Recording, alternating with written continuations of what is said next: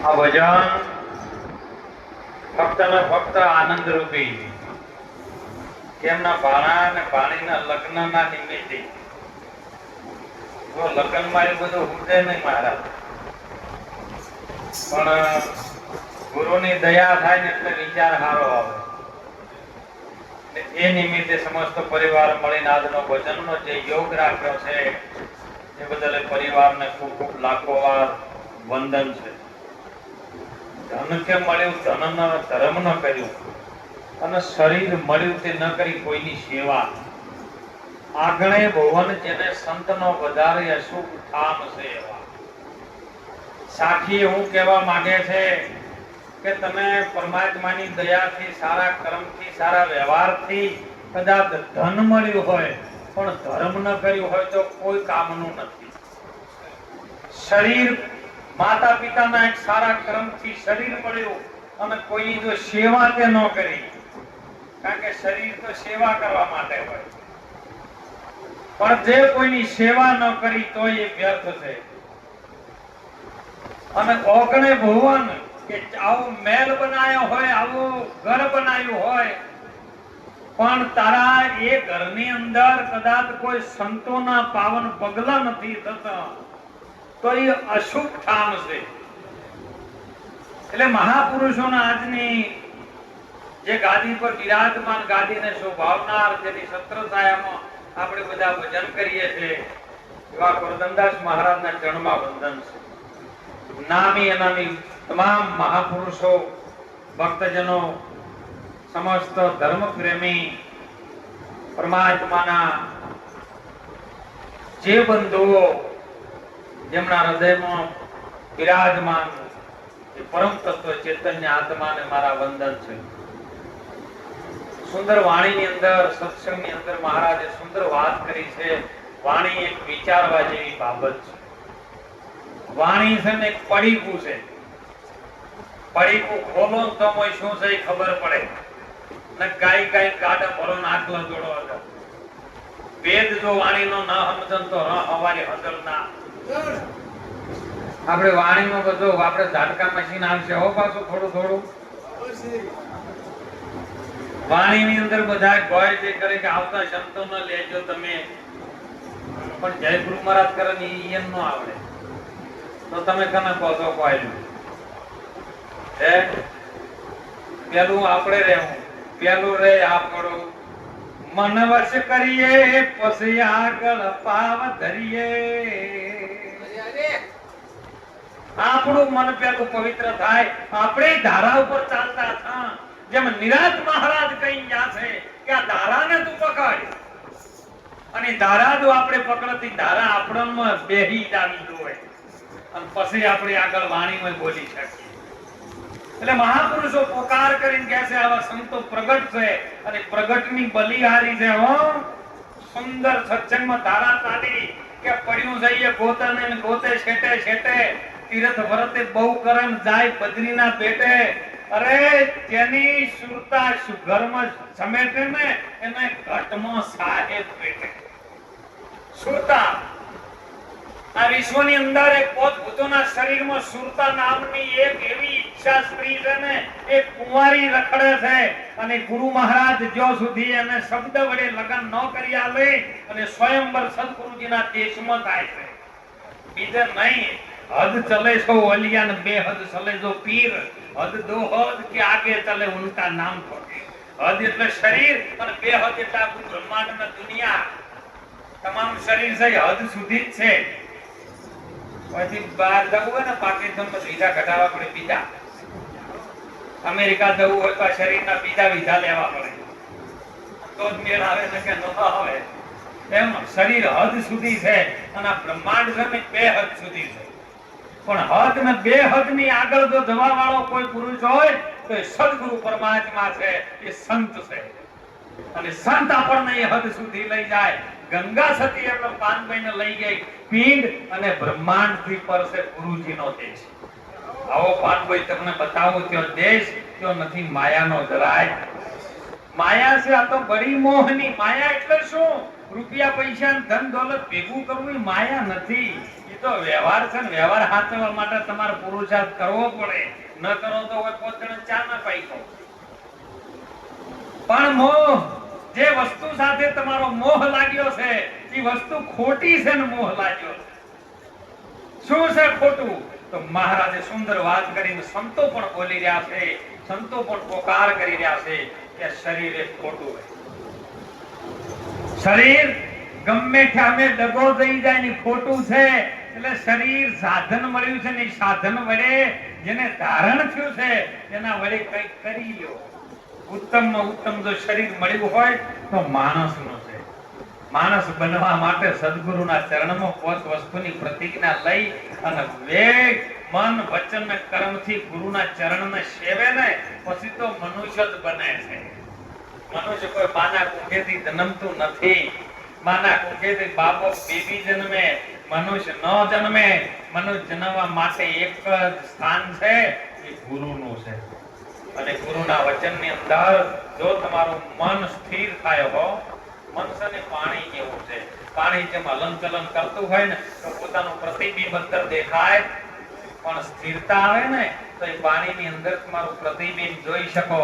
પણ ગુરુ મહારાજ આખી આ દુનિયા, ગુરુ મહારાજ સંતો પોકાર કરે છે, દુનિયા જેને દોડી રહી છે એ રૂપને લઈને દોડી રહી છે.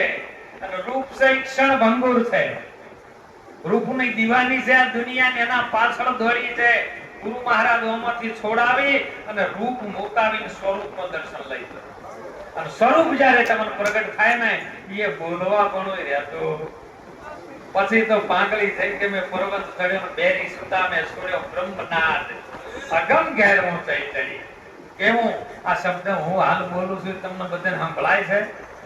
સંભળાય એટલે કડા સમજાય નહીં. જે બોલું છું તમને સંભળાય છે એ એટલી કડા સમજાય. જયારે હોબળવાનું બંધ થઈ જાય ને તાણે બેરી સુતા મેં સુણ્યો બ્રહ્મનાદ. એ ગુરુ મહારાજની ભૂમિકા છે. અને ગુરુ મહારાજ કયો આપણને પહોંચાડવા માટે મહેનત કરી રહ્યા છે. અને જો કદાચ ગુરુના વચનમાં મન, વચન ને કર્મથી ગુરુના વચનના અધીન થઈ ગયો ને તો તમે એ સ્વરૂપમાં છો જો પરમાત્મા છે. હું ને હરી બીજો કોઈ જુદો છે નહીં, પણ વચ્ચે એક તોતણા જેવું. હાલ આપણે બેઠા છે ને એ મહારાજ પાણી છે નીચે.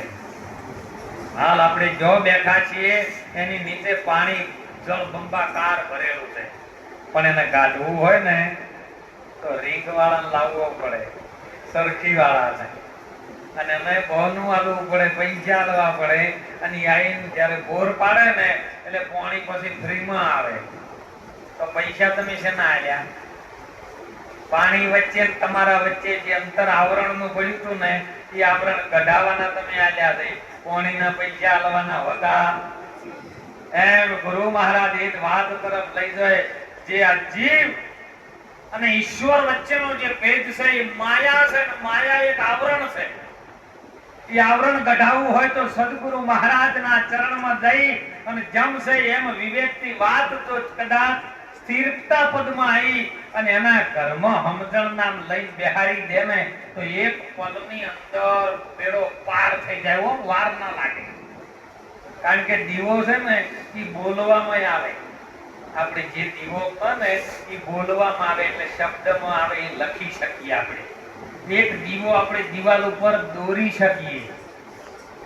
અને એક દીવો છે ને પ્રગટ છે, પણ બોલી શકાય છે ને એનાથી સમજી શકાતું. દિવાલે દોર્યું છે એનાથી જ્ઞાન થતું કે અજવાળું થતું. પણ જે પ્રગટ છે એ સેજ અજાડી ગયો તો તરત જ અજવાળું પેલાથી ઓછું ના થાય કે વધારે ન થાય, એવું ને એવું પ્રગટ થઈ જાય. એટલે ગુરુ મહારાજ કે છે જે તું છે હું જ બીજો કહેશે. તારા ઠેકાણે તું મનને ઠરાય બીજો નથી બોલતો. એ મન તું દરિયાની લહેરી સમાન છે. જો સમય જાય લહેરી દરિયામાં તો સમંદર દર્શાય બીજો નથી.